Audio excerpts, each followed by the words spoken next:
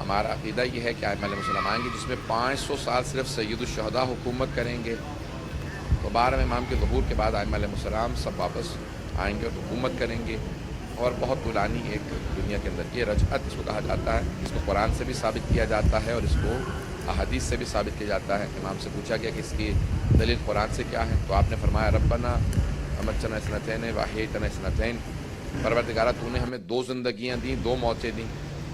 تو کہا ایک طبقہ یہ کہہ رہا ہے کہ ہمیں 2 زندگیاں دی، 2 موتیں دیں، تو ایسے کچھ ہوں گے نا جنہیں 2 زندگیاں ملیں گی۔ اب میرا موضوع نہیں ہے، واللہ خود رجعت ایک پوری مجلس کا موضوع ہے، کبھی زندگی لیے تو انشاءاللہ اس کو پیش کریں گے۔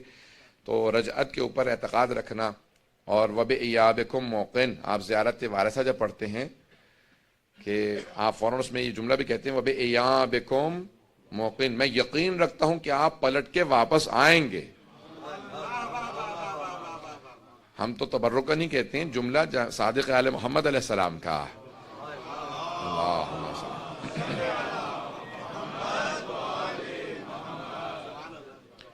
انی بکم مؤمن وبإیابکم موقن، میں آپ پہ ایمان رکھتا ہوں اور آپ کے پلٹ کے واپس آنے پہ یقین رکھتا ہوں۔ اب وہی کہہ سکتا ہے یقین رکھتا ہوں کہ جس کا شہود کا درجہ ہو، جو علم لدنی کا مالک ہو۔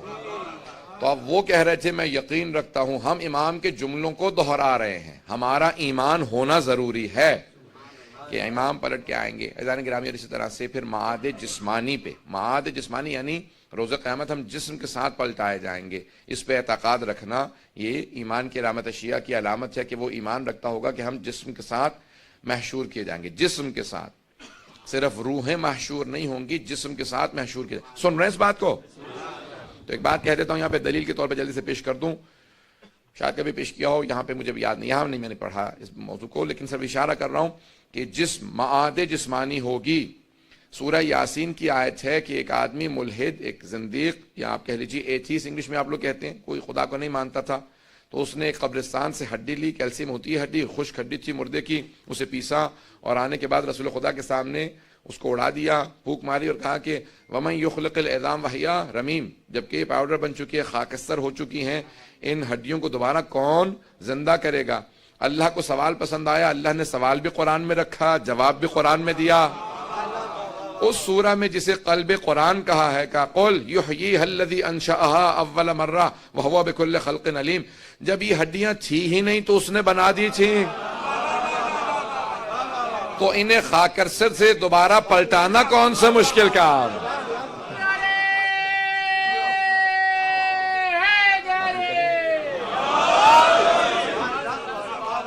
عزیزان گرامی، جب تھیں ہی نہیں ہڈیاں تو اللہ نے بنا دی تھیں، خلق کر دی تھیں، کچھ نہ ہونے سے بنانا بہت مشکل ہے، اور جو شے ہے تباہ ہو گئی ہو اسے پلٹانا کون سا مشکل کام ہے؟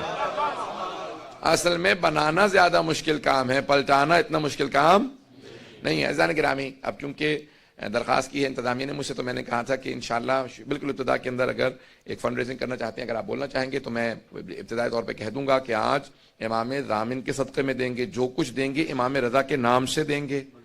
جو امام ضامن جن کا لقب صرف انہی کو امام ضامن کہا جاتا ہے، آپ امام ضامن جو مانتے ہیں وہ امام رضا علیہ السلام سے منسوب ہے، کیونکہ ضامن آہو ہیں۔ اب تفصیل کا وقت نہیں ہے مجھے انشاءاللہ مولا کے کچھ ایسے فضائل پیش کرنے، ایک مناظرہ پیش کرنا، تو میں تفصیل میں جاؤں گا، لیکن آج امام کے نام پہ جو کچھ دیں گے انشاءاللہ تعالی وہ امام آپ کو اس سے کئی گنا زیادہ پلٹا کے واپس کریں گے۔ ائمہ علیہ السلام کسی کا ادھار نہیں رکھتے، جو آپ ان کے نام پہ خرچ کر دیتے ہیں وہ آپ کو پلٹا دیتے ہیں، کئی گنا ہو کے واپس آتا ہے۔ تو آج میں کہوں گا کہ انتظامیہ والے جلدی سے اعلان کر لیں تاکہ پھر بات آگے۔ السلام علیکم امین۔ امین، آج آپ لوگوں سے گزارش ہے کہ جیسے آپ دیکھ رہے ہیں کہ ہم لوگ محرم کے پروگرام بہت کوالٹی کے پروگرام کر رہے ہیں یہاں پر، اور بچوں کے لیے انگلش کے پروگرامز بھی کر رہے ہیں، تو آپ لوگوں کی فائنینشیل سپورٹ کی ضرورت ہے بہت زیادہ، تو میں آپ سے گزارش کروں گا کہ آپ اس میں ہمیں ہیلپ کیجیے۔ میں نے اسپیشل ریکویسٹ کی مولانا صاحب سے اس ٹائم کے لیے کہ آپ کو میسیج جا سکے کہ آپ کی اس ہیلپ کے بغیر یہ پروگرام جو ہے ہولڈ کرنا مشکل ہے، ناممکن ہے بلکہ، تو اس لیے پلیز میں بس یہی اتنا ہی ٹائم لوں گا آپ کا آج، اور جو اب جاتے ہوئے باہر جو ہے ابھی اسٹیج پہ بیٹھے ہوں گے، آپ جو بھی ہو سکے اپنی ہیلپ کر دیجیے ہم لوگوں کو۔ بہت شکریہ، خدا حافظ۔ صلوات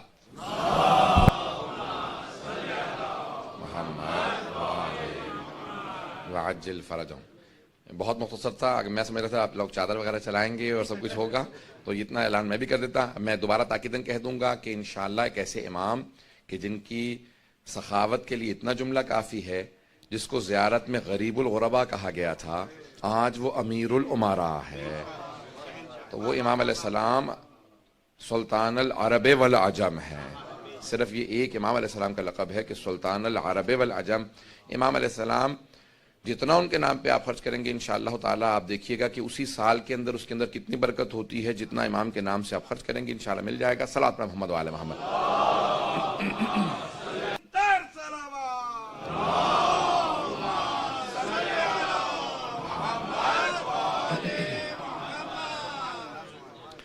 اذان گرامی، کیونکہ شب شہادت امام رضا، اس لیے میں کچھ مولا کے فضائل کو پیش کرنا چاہتا ہوں. امام علیہ السلام کی بے انتہا مناقب و فضائل ہیں، لیکن واحد امام ہے جن کو رضا کہا جاتا ہے، امام علی بن موسیٰ الرضا علیہ السلام. رضا یعنی جس کی خوشنودی خدا کی خوشنودی ہو اور وہ خدا کی ہر مرضی پہ راضی ہو. راضی برضا اللہ، جو اللہ کی ہر مرضی پہ، جو جناب سید الشہداء کا میدان کربلا میں رضن بقضائہ و تسلیما لامر جملہ ہے، اگر اس کا مصداق دیکھنا ہے تو جناب امام رضا علیہ السلام کو دیکھ لیں. امام کی بے انتہا فضائل و مناقب ہے. اذان گرامی، امام کی تاریخ کے الفاظ یہ ہیں کہ جب ایک مرتبہ مأمون ملعون جب حکومت میں آیا تو اس نے سوال کیا. سنیں گے سب لوگ اذان گرامی؟ تھوڑا سا وقت زیادہ اگر آج لوں گا تو چلتے رہیں گے میرے ساتھ. آج سلسلے کی چھٹی مجلس ہے اور اب مجالس کم ہیں تو اس لیے سن لیجیے. آج جب مأمون حکومت میں آیا تو اس نے آنے کے بعد فوراً سوال کیا کہ کس کس سے میری حکومت کو خطرہ ہو سکتا ہے. فاضل ابن ربی سے پوچھا تو اس نے کہا کہ 3 لوگوں سے تیری حکومت کو خطرہ ہو سکتا ہے. اس نے کہا میرے ذہن میں 2 تھے.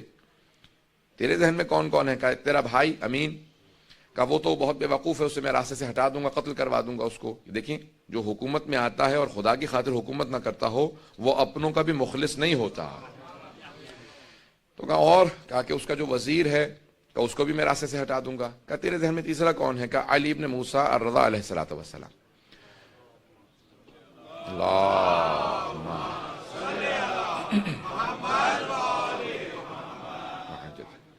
یہ کون ہے؟ ان کا میں نے نام پہلے نہیں سنا ہے. عزیزان گرامی، ائمہ کی ایک مظلومیت یہ ہے کہ ان کے زمانے میں افراد تھے اور انہیں نہیں جانتے تھے. آج سب جانتے ہیں لیکن ان کے زمانے میں ائمہ کی مظلومیت یہ ہے کہ ان کو بالکل کارنر کر دیا گیا، ان کو بالکل اس طرح سے دور کر دیا گیا معاشرے سے کہ کوئی ان کے قریب نہ جائے. کہا یہ جو حکومت تمہارے پاس ہے تمہارے اجداد نے ان کے نام پہ حاصل کی تھی، ان کے نام پہ لوگوں کو دھوکہ دیا کہ ہم بھی آل رسول ہیں، کیونکہ رسول خدا کے چچا کے بیٹے تھے بنی عباس. عباس حضرت عباس کی نسل سے تھے، یعنی حضرت عباس چچا اموی رسول خدا، نہ حضرت عباس ابن علی ابن ابی طالب، حضرت علیہ السلام کے فرزند نہیں بلکہ جناب امیر کے چچا عباس. تو کہا ان کی نسل سے ہو، تمہارے اجداد نے ان کے نام پہ کہہ کے دھوکہ دے کے حکومت حاصل کی اور اس کے بعد پھر ان کو زندانوں میں رکھا تاکہ لوگ پہچان نہ لیں کون حقدار ہے.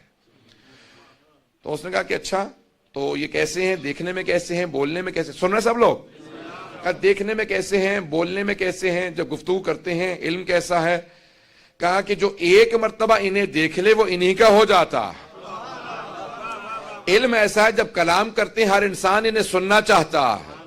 علم لدنی کے مالک ہیں، کلام ایسے کرتے ہیں کہ ہر انسان مجذوب ہو جاتا ہے. کشش بہت زیادہ ہے اور ان کے یہ اپنے عصمت کے قائل ہیں، معصوم ہیں، اس لیے ہر طرح کی لغزشوں سے پاک ہیں، ہر طرح کی آلائشوں سے پاک ہیں. توجہ کیجئے گا، وہ اپنا عقیدہ پیش نہیں کر رہا تھا، وہ ائمہ کا عقیدہ بتا رہا تھا.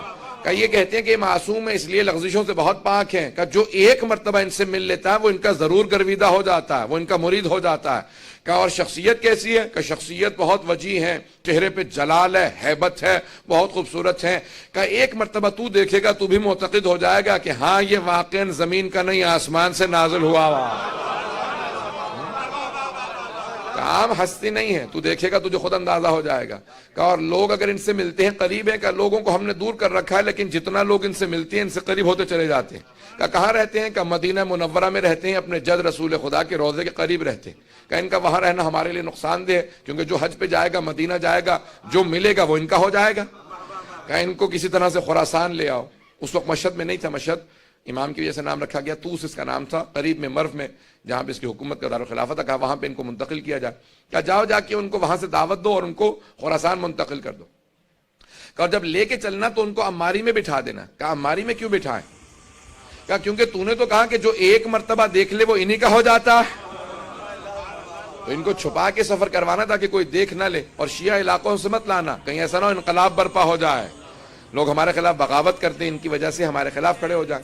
کہ ان کو کافر علاقوں سے لانا یا ان علاقوں سے لانا جہاں پہ اہل بیت کے ماننے والے نہیں.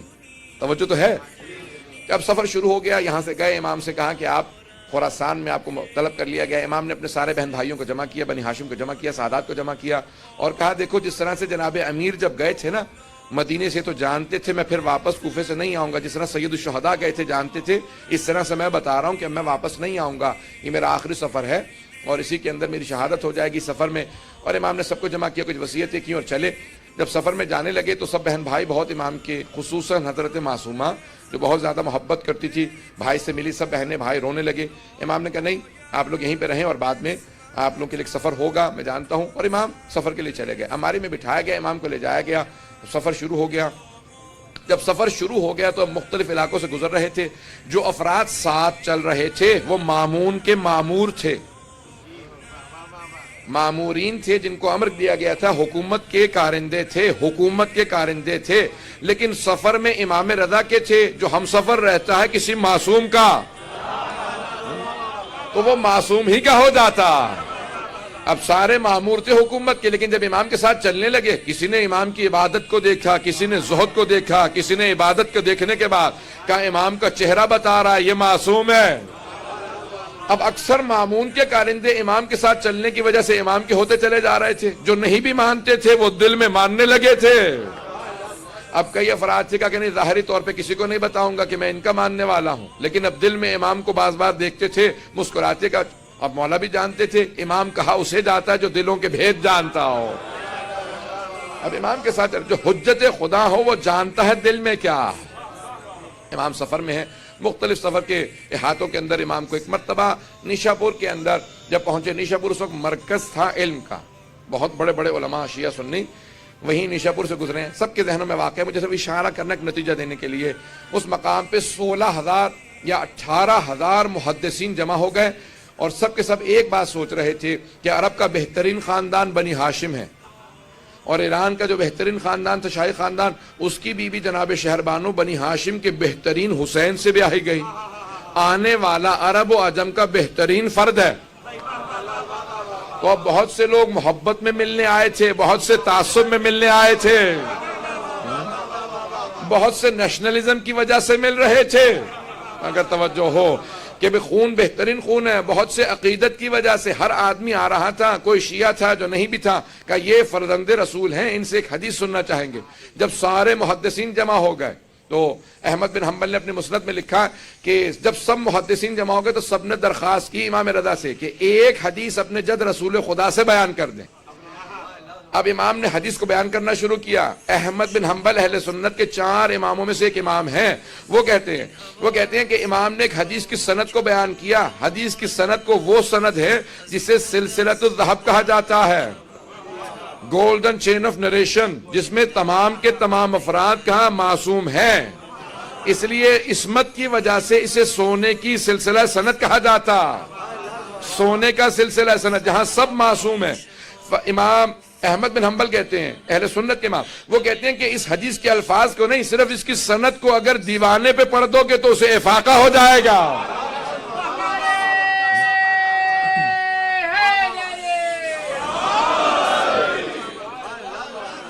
اگر دیوانے پہ پڑھ دو اسے افاقہ ہو جائے گا. کہ کیوں؟ کہ اگر بیمار پہ پڑھو گے شفا مل جائے گی.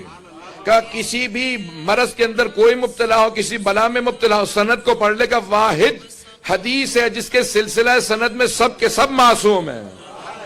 امام نے کہا میں اپنے والد گرامی موسیٰ کاظم سے بیان کرتا ہوں, وہ میرے دادا جعفر صادق سے بیان کرتے ہیں, وہ اپنے والد محمد باقر سے بیان کرتے ہیں, وہ اپنے والد زین العابدین سے بیان کرتے ہیں, وہ اپنے والد حسین ابن علی سے بیان کرتے ہیں, وہ اپنے والد علی ابن ابی طالب سے بیان کرتے ہیں, وہ رسول خدا سے, وہ جبرائیل سے کہ خدا نے کہا.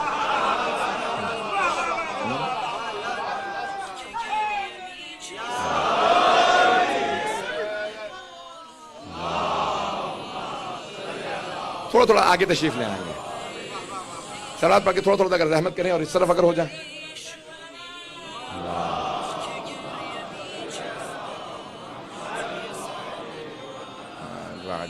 پھر بھی بابا سے بلند صلوات.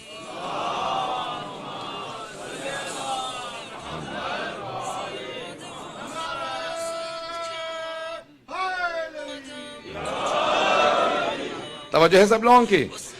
ایک مرتبہ امام نے فرمایا کہ اللہ سبحانہ و تعالیٰ کہتا ہے، یعنی حدیث قدسی ہے کہ کلمۃ لا الہ الا اللہ حصنی فمن دخل حصنی امن من عذابی. حدیث سب کے ذہنوں میں ہے، مجھے صرف نتیجہ پیش کرنا ہے کہ لا الہ الا اللہ میرا قلعہ ہے، جو میرے قلعے میں داخل ہوا میرے عذاب سے بچ گیا. امام نے یہ کہا اور آواز دی جس نے مہار پکڑ رکھی تھی. امام نے کہا اونٹنی کو آگے بڑھا دے.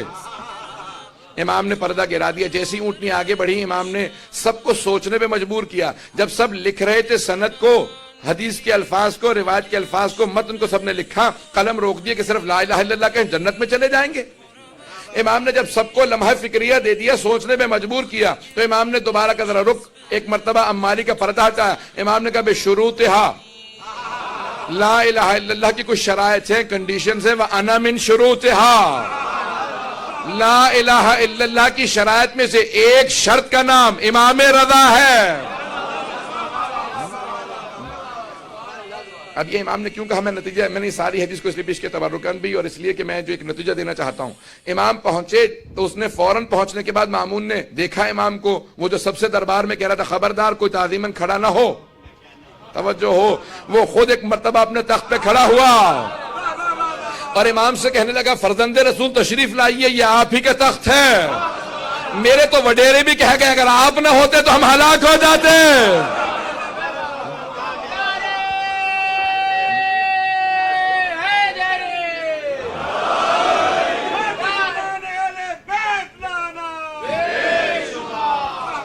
ایک مرتبہ اس نے امام کو دعوت دی. امام نے کہا تیرے تخت سے مجھے ظلم کی بو آتی ہے، میں تیرے تخت پہ نہیں بیٹھوں گا، میرے لیے ممبر لگوا دے. ایک مرتبہ ممبر لگایا گیا، وہ خود تعظیماً کھڑا ہوا، سارا دربار کھڑا ہو گیا. امام سے کہا کہ آپ کو میں اپنا ولی عہد بنانا چاہتا ہوں، کراؤن پرنس بنانا چاہتا ہوں. امام نے کہا کیسی ولی عہدی؟ جب میں جانتا ہوں کہ میں تجھ سے پہلے شہید ہو جاؤں گا اور تو جو ہے مجھے خود سے زہر دے دے گا، تو پھر میں کیسی ولی عہدی قبول کروں؟ کہ نہیں آپ کو ولی عہدی قبول کرنی ہی ہوگی. امام نے کہا اگر زبردستی ہے تو پوچھ کیوں رہا ہے؟ جو تو نے لگانا میرے نام کے ساتھ لقب لگا دے. اگر پوچھ رہا ہے تو میں رد کرتا ہوں. نہیں اگر توجہ ہو، امام نے کہا اگر پوچھ رہا ہے تو میں رد کر رہا ہوں، اور اگر تیری زبردستی ہے تو نے جو بھی نام لکھنا ہے میرے نام کے ساتھ لقب لگا دے. اس نے کہا نہیں آپ ولی عہد ہیں. امام نے کہا ایک شرط کے ساتھ، کوئی فیصلہ نہیں کروں گا. بات میں نہیں پہنچا پایا. کوئی فیصلہ نہیں کروں گا. آپ سب میرے پاس آئیں کہ آپ ہمارے جج بن جائیں، قاضی بن جائیں. میں کہوں ٹھیک ہے، لیکن کوئی فیصلہ نہیں کروں گا. تو اس کا مطلب ہے کون سے جج، کیسا جج؟ جب فیصلے کوئی نہیں کروں گا تو جج کس بات کا ہوں؟ امام نے کہا ولی ہے تو فیصلہ کوئی نہیں کروں گا. اس کو سمجھ نہیں آیا. اس نے کہا ٹھیک ہے قبول ہے. اس نے اس کو قبول کر لیا. کہا ولی عہدی قبول ہے، آپ ولی عہد ہیں. ایک مرتبہ ہر جگہ پہ اعلان کر دو. اب امام نے جب دیکھیں ابھی امام کیا کہہ کے آئے ہیں، بشروطہا، لا الہ الا اللہ کی شروط میں سے ایک شرط ہوں. امام سمجھا یہ رہے ہیں کہ اس کی ولی عہدی معنی ہی کچھ نہیں رکھتی، میں توحید کی شرائط میں ہوں. جو توحید کی شرائط میں ہو، مامون کی ولی عہدی کیا معنی رکھتی ہے؟ اگر بات پہنچ رہی ہو، اس کی ولی عہدی کی حیثیت کیا ہے؟ میں توحید کی شرائط میں ہوں، یہ ایک ظالم بادشاہ ہے. اب وہاں پہ میں کیونکہ آخر میں وقت نہیں ملے گا، تفصیل سے نہیں پیش کر سکوں گا. ایک مرتبہ فیصلہ آیا اس کے سامنے اور ایک آدمی کو لایا گیا کہ یہ چور ہے، اس نے چوری کی ہے. تو اس نے مامون نے فوراً چور سے سوال کیا کہ بھئی واقعاً تم نے چوری کی ہے؟ اس نے کہا ہاں چوری کی. کہا جانتے ہو چوری کی سزا کیا ہے اسلام میں؟ کہا ہاں ہاتھ کاٹ دیا جاتا ہے، حد جاری ہوتی ہے. کہا اچھا حد جاری ہوتی ہے، جانتے ہو پھر بھی چوری کی اور اقرار بھی کر رہے ہو؟ کہا ہاں حد جاری ہوتی ہے، لیکن کون حد جاری کرے گا؟ کون میرا ہاتھ کاٹے گا؟ تو نہیں پہنچا پا رہا. کہا تو میرا ہاتھ کاٹے گا؟ ہاں میں ہاتھ کاٹوں گا. تو نے سوال کیسے کر دیا کہ میں تیرا ہاتھ کاٹوں گا؟ کیوں نہیں کاٹ سکتا، میں حاکم وقت ہوں. کہا سن، تیرے باپ نے جو بیت المال سے پیسہ چرایا تھا اس سے ایک کنیز کو خریدا، تو اس سے پیدا ہوا. تو پوری امت کی ملکیت ہے، حاکم نہیں ہے. خبردار میرے سے اونچی آواز سے بات نہ کرنا. میں امت ہوں، تو امت کی ملکیت ہے. اس نے کہا تو نے میری توہین کی ہے، جسارت کی ہے، تجھے سزا ملے گی اور ہمارا ولی عہد فیصلہ کرے گا. امام سے کہا کہ آپ فیصلہ کیجئے. امام نے کہا کیسا فیصلہ؟ کہا آپ ولی عہد ہیں، آپ فیصلہ کیجئے. امام نے کہا میں نے تو پہلے شرط رکھی تھی کوئی فیصلہ نہیں کروں گا. بات واضح ہے. میں نے تو پہلے شرط رکھی تھی کوئی فیصلہ نہیں کروں گا. اس نے کہا کہ نہیں آپ کو فیصلہ کرنا ہوگا, میرے پہ حرف آ رہا ہے اور آپ فیصلہ نہ کریں. امام نے کہا پھر سن, جو یہ کہہ رہا ہے وہ سچ ہے. جو بیت المال سے چرا لیا جاتا ہے وہ بیت المال ہی کا رہتا ہے. جناب امیر نے یہی کہا تھا نا اپنے پہلے خطبے میں کہ اگر تم میں سے کسی کے باپ نے بیت المال سے پیسے چرا کے ماں کا مہر بھی دیا ہو تو میں واپس لے لوں گا. بیت المال سے چرا لیا جائے تو یہ نہیں ہوتا کہ بیت المال کی ملکیت نہیں رہتی. عزیزان گرامی, ائمہ علیہ السلام کا معیار بہت بلند ہے, تو ان کے شیعوں کا معیار اسی طرح سے بلند ہونا چاہیے. اگر بات پہنچ رہی ہو, اس پہ واہ واہ کہنے والے بہت کم افراد ہیں. عزیزان گرامی, ہمارے معیارات بہت بلند ہونے چاہیے. ائمہ کی عقیدت رکھنے کے نتائج ہونے چاہیے, ان کے اعتقاد, ان کی امامت پہ, ولایت پہ